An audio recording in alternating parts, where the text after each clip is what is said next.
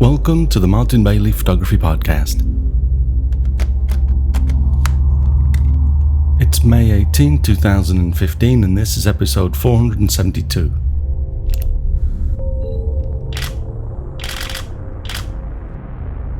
"10 ways to do this and 5 ways to do that" are popular types of posts and can quite often be a little bit corny, so I don't really do these that often, but a number of things have been on my mind recently, so I thought I'd pull these various topics together into a list of 10 ways to improve your photography. I'm going to talk about this mostly from a nature or landscape photographer's perspective, but much of what I have to say today is relevant for all photographers.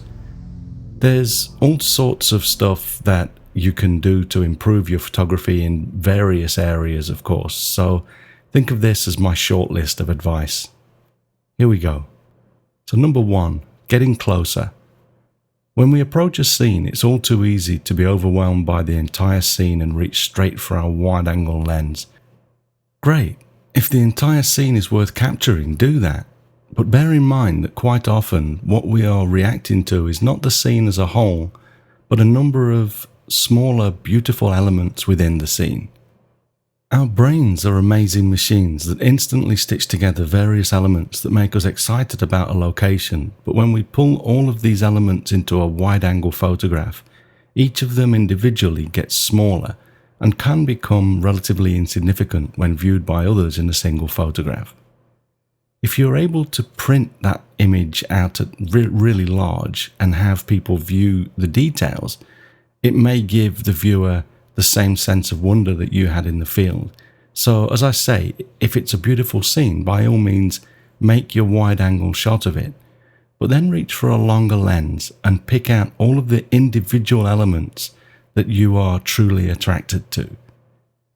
One of the things that I find works for me is simply taking a moment before I select a lens to take the entire scene in. There are often parts of the scene that are making you say wow. Just ask yourself where these parts of the scene are and if they would be more powerful brought together into one photograph or broken out, simply depicting each interesting element or a fewer elements in multiple photographs. Okay, number 2, simple is best. When I'm teaching photography in the field, I often find myself saying, if an element doesn't add something to the image, then it detracts from it.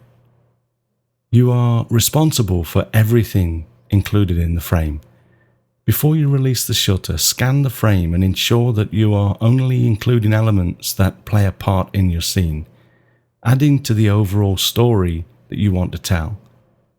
If any element is not adding to the scene, leaving it in the frame may actually detract from the overall beauty or effectiveness of the final image.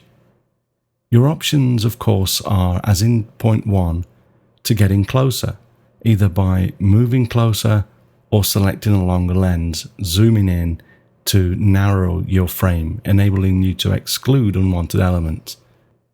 Sometimes, of course, you'll be faced with a decision. You may have an unwanted element that you don't want in the frame, but a second element nearby that belongs in your photograph. When this is the case, you have to consider if moving your own position to the left or right or getting higher or lower will enable you to include one element without the other. If you absolutely cannot frame the scene to eliminate the unwanted element, ask yourself if you are okay with removing it later on the computer, and how easy will that be to do. I love snow scenes, such as the one that I'm showing you here now, because they enable us to reduce a scene down to the bare minimum.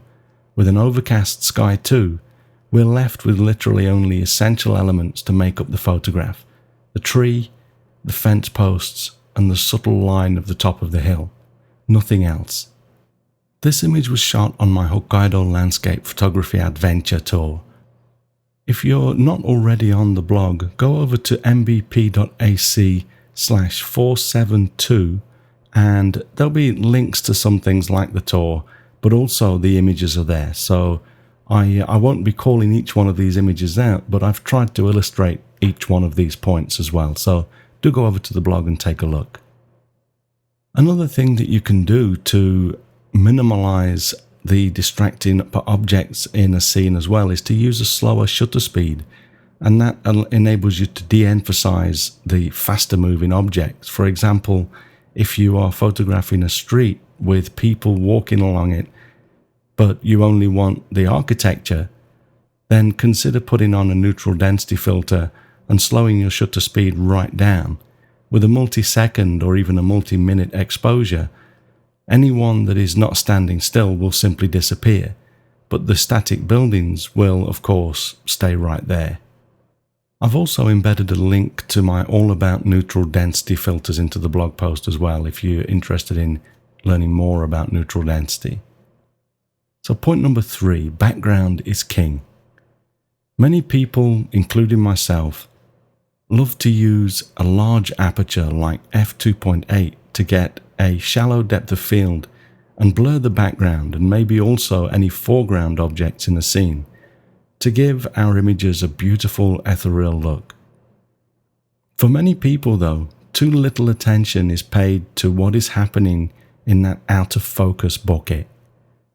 Without paying attention to where the out of focus patches of colour or light in the background fall, you can ruin your image, or at the very least miss a chance to make a nice photo exceptional.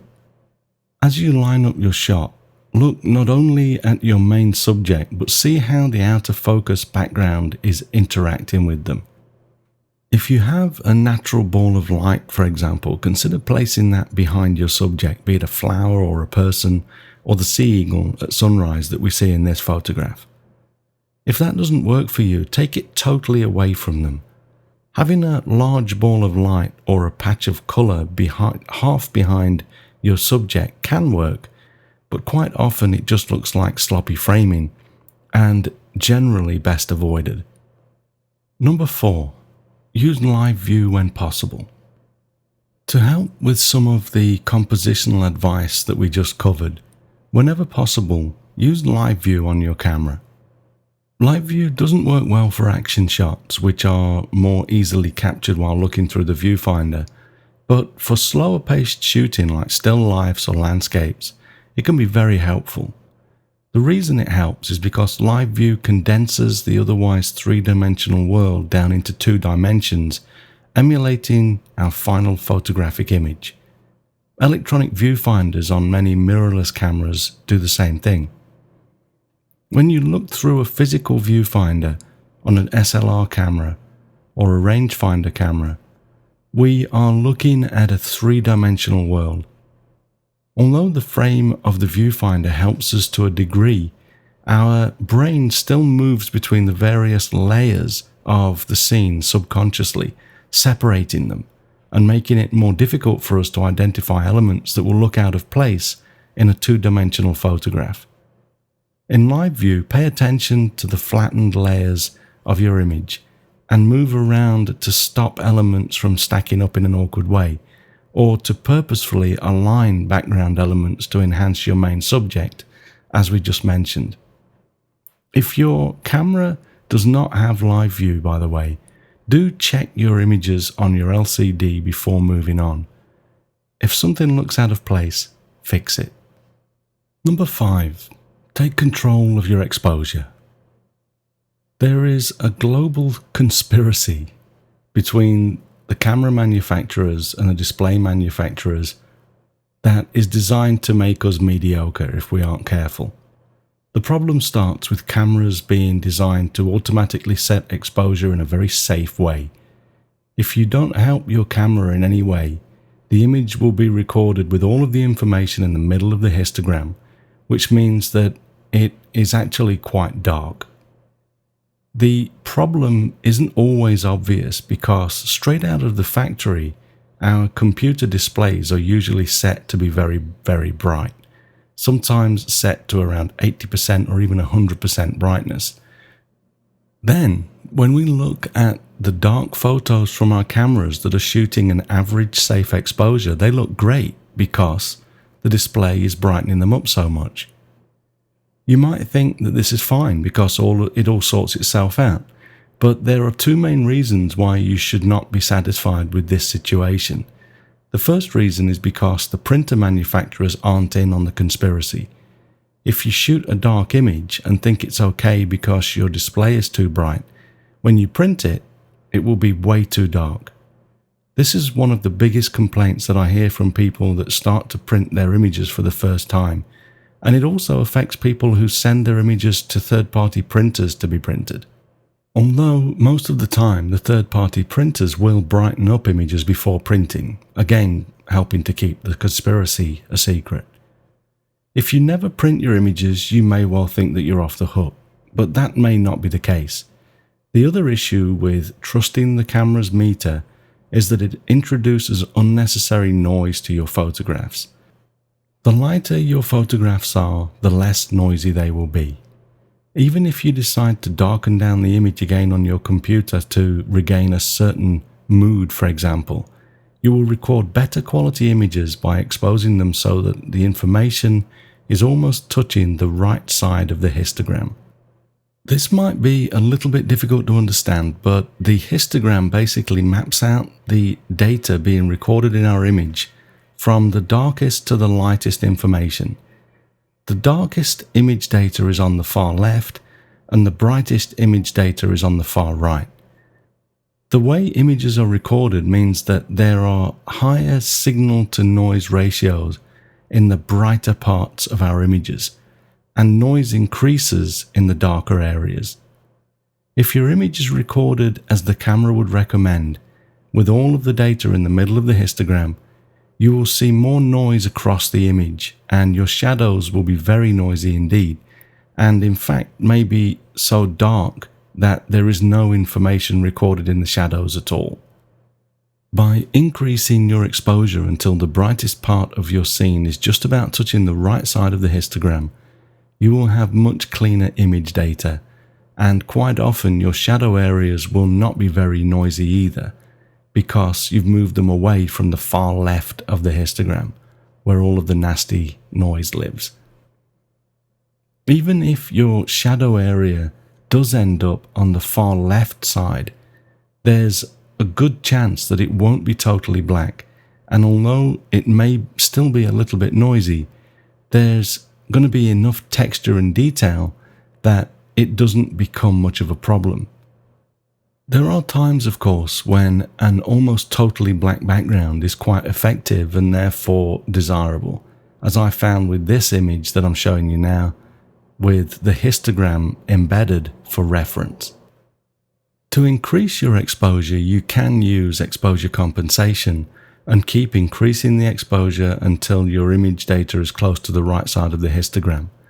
But then as you reframe or your subjects move, the amount of exposure compensation required can fluctuate, and you might start to overexpose images if you don't stay on top of this. Depending on where you are in your photography, this can be a very daunting prospect, but to really control and learn to understand your exposure, I urge you to try to shoot in manual mode. It sounds like more work to set your exposure yourself, but it actually frees you up from needing to constantly adjust exposure compensation, especially when working in similar lighting conditions. To start with, you might try finding your exposure in aperture priority or shutter priority modes, then memorize the settings and switch to manual, then dial in those settings. Note though that even if you go straight to manual mode, you are not flying blind. The exposure meter still works, and you can see where the camera thinks the exposure should be in the viewfinder, so you use this as a guide. As you frame up your scene, start to adjust your exposure. Take a guess at where it should be. If there is a lot of white in your scene, for example, you may need to adjust so that the exposure meter shows exposure at +2 stops. Or if, say, there's half of your scene that's very light colored and half that's very dark, you may need to have the caret on the exposure meter at 0. Once you've adjusted your exposure, shoot a test frame and check that. Or check your exposure in live view before shooting, and then do any fine-tuning necessary before you start shooting for real. Once set up though, you may find that you don't have to change your exposure again until you move to a new location. Sure, you do have to stay on top of manual exposure, and for some types of photography it can be too much to deal with, but as you become good at adjusting your exposure, it's pretty much always easier than using exposure compensation, and you can keep your image data over to the right side of the histogram much more easily. This results in you creating beautiful bright images with much less or even no noise at all. To close the loop on the conspiracy theory though, note that you now have to darken your display down so that you see your images as they really are now. Because your images are now much brighter, they'll look normal when your display is darker. If you calibrate your display, you can often have the software help you to set the brightness to the necessary level for viewing in your ambient lighting conditions. You might find your display being set as low as 10 to 30% of its full brightness. Because you are now shooting bright images though, and viewing them at the correct brightness, an added benefit is that they will now come out of your printer looking beautifully bright, as you expected them to be, and that's a nice added bonus. Number 6. Use the RGB histogram. The histogram is one of the most useful tools on our cameras, but its usefulness is cut in half by the manufacturers, setting them to brightness display by default. If you are using a brightness histogram, which is just a white graph on a black background or something similar, you have no idea how each individual color channel is being recorded. Keeping in mind that most cameras record images in RGB color, the brightness histogram is simply an average of the three colors, red, green, and blue. Using a scale of 1 to 10 to explain this, imagine that you have a field of red flowers that you want to expose nice and brightly at 10, which represents the right side of the histogram, but there is very little green or blue in the scene. Let's say that there's just 1 part green and 1 part blue to the 10 parts red. In total, this is 12, and this is divided by 3, red, green, and blue, to get the average brightness of the 3 colors. So the brightness histogram of our field of red flowers would show most of the information in the lowest quarter of the histogram, 4. So, 12 divided by 3, 4. So the lowest quarter, despite the red actually being very close to the right side. You can see this at work in the photograph that I've attached here. This is actually a photograph of the back of my camera while framing up another photograph on my computer screen, so there's some weirdness going on in the photo which you'll need to ignore. But you can clearly see that the brightness histogram would have us believe that the scene is much darker than it really is, because it's an average of red, green, and blue channels. If you have taken control of your exposure and perhaps exposing to the right, as we mentioned in the last point, this will obviously cause problems because you can't actually tell how bright each individual color in your scene is. To avoid this, select the RGB histogram on your camera. This will show you each color channel separately so that you don't inadvertently overexpose any individual colors. Unfortunately, most cameras are not only fooling us, they're actually fooling themselves by setting their average exposure based on the total brightness of the scene, rather than looking at individual color data, which is why you can sometimes end up with blotchy colors in scenes like the one that we've just looked at, where one color is prominent over others. The camera basically overexposes the prominent color to give us an average brightness image. Another great reason for using the RGB histogram and taking control of your exposure. Number 7, constantly question yourself. In Craft and Vision's Photograph magazine, issue 5, I published an article called The Mental Checklist. In this, I discussed how in the early years of doing this podcast, I started to ask myself questions constantly as I worked in the field. I would find myself starting to explain the steps that I was going through towards making my photographs, as though I was explaining it to you, the podcast listener or reader, in a future episode. The cool thing is that the very act of questioning each step in my process led me to identify mistakes before I made them. It didn't take me long to realize that this was actually helping me to improve my photography. The even cooler thing is that you don't actually have to be making a podcast to do this yourself. Just ask yourself questions as you work. As you approach a scene, ask yourself where you should stand or set up your tripod. Do you need to photograph the wide scene first, or are the details what are really capturing your attention? If so, reach for your longer lens. Do you want a fast shutter speed or a slow one? If slow is better, do you need to fit an ND filter? Will a polarizer filter help you to reduce reflections or intensify color saturation? You might ask yourself if this is the right time to even be shooting that scene or subject. Will it help to just be patient and wait for the light to improve, or would it be better to come back at a different time of day?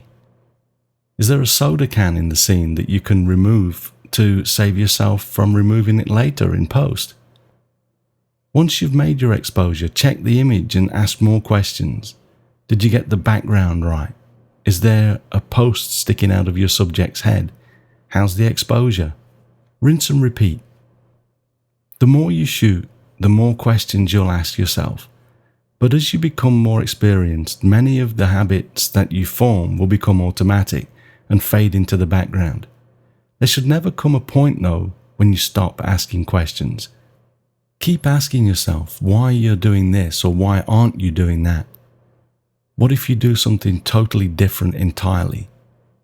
This is the key to refining and improving your processes and ultimately to improving your photographs. Number 8, be patient. My company motto is, let's not rush to arrive. It's all about the journey. This is in some ways a play on words, as a large part of my business is based on our tours and workshops, when we literally are enjoying each step of a journey, often in some of the most scenically beautiful locations on the planet. The other part of this, though, is that people seem to be very impatient these days. The internet culture of having everything at our fingertips is making people impatient. Everyone wants to, quote-unquote, arrive, to make it big, or to become a great photographer, but many people are looking for shortcuts. Some incredibly talented people find them, and more power to them, but for the vast majority of us, the only way to get good at something is to do it, year in, year out, until we really make it our own. And then we have to keep doing it to stay on top of our game and to hopefully continue to improve. Another part of this, of course, is having patience in the field. Sometimes we arrive at a place, especially where nature and wildlife is concerned, and we don't get our dream shot straight away. In fact, if your dream shot is ambitious, the chances are that you won't get the dream shot on your first visit, or your second, or maybe for many years. I'd been traveling to Hokkaido to photograph the red-crowned cranes for 8 years before I was able to bag what I considered my dream shot. It was a beautiful moment, and I still love the photograph today. I've embedded it in the podcast right now if you want to take a look. But guess what? I'm now looking to shoot something better. Each year I travel there with my Japan Winter Wildlife Tour participants, but in all honesty, I'd go if I wasn't even doing the tours. I'd go each year anyway. The locations we visit are magical. I don't call them the Winter Wonderland tours for nothing. I'm not saying, though, that you should not try to get your dream shot every time you pick up the camera. Within the bounds of a single shoot, just be patient. Giving yourself a chance to get some great shots is still vitally important. It doesn't matter whether you are close to home or on the other side of the planet. If you've invested time in getting to a location to make photos, give yourself a chance to make the best that you can. Number 9, don't over-research. Learn how to solve problems yourself. The internet may be making people impatient, but it can of course be an amazing tool that I believe we're very fortunate to have at our fingertips. We live in an amazing age, but I'm starting to see more and more information junkies paralyzed by information overload. Of course, it's perfectly okay to read up on things that you're interested in. Assimilate as much as you can, as much as time allows. And if you simply like reading, maybe the internet has replaced books or magazines to a degree. That's fine. But please don't be fooled into thinking that rampantly reading every single photography-related article that you can find is going to make you a great photographer. It helps, of course. Learn what you can. But I'm coming across more and more people that have read so much about the technical side of photography that they start to get confused. There's so much information swimming around in their heads that when it really comes to using some of that information, they can't figure out which techniques to use. Overthinking a situation can be as paralyzing as not having a clue as to what you need to do in the first place. It's much better to develop problem-solving skills to overcome hurdles or figure out problems by ourselves. You'll draw from all of the information that you've already made your own, but your work will be much more original and you'll be much more likely to think your way around the next problem if you practice thinking for yourself instead of spending all of your time online trying to assimilate the entire accumulated knowledge of the internet. This probably sounds contradictory coming from someone that's writing on a blog that I still would like you to visit and read or listen to the podcast, but I would really like to think that you will value what I have to say enough to keep me on your reading list. I'm not saying that you should stop reading blogs and web pages altogether, but I do urge you to ask yourself if you're spending so much time online that you are reducing the amount of time you could be out in the field with your camera, for example. If the answer is yes, then it's probably time to cut back a little. One other part of researching that I think should be avoided more is looking at too many photos of locations that you intend to visit before you actually go. Looking at photos is a great way to find locations that you'd like to visit, but once you have that location on your list, don't go too crazy looking at more work from there. If you turn up at a location with too many images implanted in your head, you'll spend your whole time looking for those images and stop being open to your own creativity. You have to give your own photography room to breathe, and there's no room for that if your head is full of other people's images. Turn up knowing what a location has to offer and research the best time of day or time of year to be there, but then let your own creativity take over and see if you can't make something better than has already been made there and not just come home with your copy of someone else's photograph. Number 10, don't be a fair weather photographer. One of the things that I feel places unnecessary restrictions and even holds back many photographers is the belief that it needs to be a sunny day before you can make any good photographs. This could not be further from the truth. I cringe whenever I hear from someone returning from a trip complaining that it rained the entire time. Rain can be a pain to work with. You need to ensure that you not only have weatherproof gear or protection to keep your gear working in the rain, but you also need to ensure that you wear the right clothing to keep yourself safe and dry when the weather turns foul. But a sky full of rain or storm clouds can provide you with much better photographs than a blue sky, even if you have some nice fluffy clouds to break it up. Colours are more saturated when wet. This isn't necessarily a pun either. There's a reason why we call rich, deep colours saturated. The contrast in our scene is often lower too when it's overcast or raining, so we don't have to compensate for a bright sky by underexposing foliage, for example. So the next time you have some free time and you're hoping for a nice sunny day, think again. You might be passing up an opportunity to shoot some beautiful dramatic images if you decide to curl up with your iPad instead of going outside when the forecast is for overcast, rain or snow. Okay, that's it for today. As I said in the introduction, this is not an exhaustive list. There's lots of other stuff that I could have included here, but these are the things that I've been thinking about recently, and I hope that it is of some use to you. Thanks very much for listening today. If you enjoyed this podcast, please share a link with your friends, and if you don't already, please subscribe in iTunes or your favorite podcast program to ensure uninterrupted delivery. You can find me on Google+, Twitter, Instagram and Facebook, etc. And links to everything that I'm up to are at martinbaileyphotography.com, so do drop by and take a look.